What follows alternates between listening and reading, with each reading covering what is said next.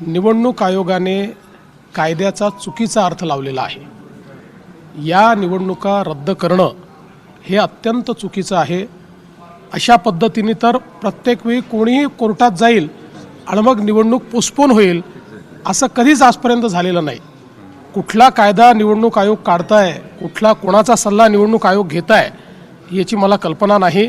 पण मी जो कायदा मी बघितलेला आहे, जेवढा माझा कायद्याचा अभ्यास आहे, मी अनेक वकिलांशी देखील बोललो, त्या सगळ्यांचं मत आहे की अशा पद्धतीनं या निवडणुका एखादा व्यक्ती कोर्टात गेला आहे म्हणून पुढे ढकलता येत नाही।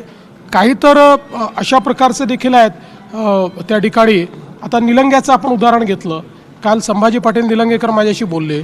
निलंग्यामध्ये सगळी प्रक्रिया पूर्ण झाली, एक कोणीतरी ज्याचा फॉर्म रद्द झाला होता तो कोर्टात गेला, कोर्टाने त्याचा फॉर्म रिजेक्ट केला, तो काय ॲक्सेप्ट केला नाही।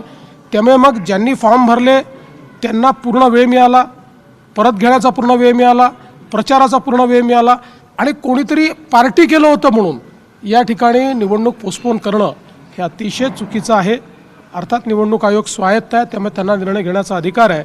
पण माझं मत आहे की कायदेशीररित्या या ज्या निवडणूक आयोगाने पोस्टपोन केलेल्या आहेत त्या पूर्णपणे चूक आहेत। आणि त्यानंतर आता पुन्हा म्हणजे हा त्या कॅन्डिडेट्सवर किती अन्याय, ज्यांनी प्रामाणिकपणे सगळ्या गोष्टी केल्या आणि आता उद्या निवडणूक आहे, आज तुम्ही पोस्टपोन करून टाकता। त्यांचे श्रम, त्यांची मेहनत, या सगळ्या गोष्टी गेल्या वाया। आता 15-15, 20-20 दिवस पुन्हा त्यांनी प्रचार करायचा, हे मला असं वाटतं अतिशय चुकीचं आहे। आणि या संदर्भात निश्चितपणे आता तर निवडणूक होऊन जाईल, पण आम्ही या संदर्भातलं एक रिप्रेझेंटेशन निवडणूक आयोगाला निश्चितपणे देऊ की अशा पद्धतीने या निवडणुका पोस्टपोन करणं चुकीचं होतं।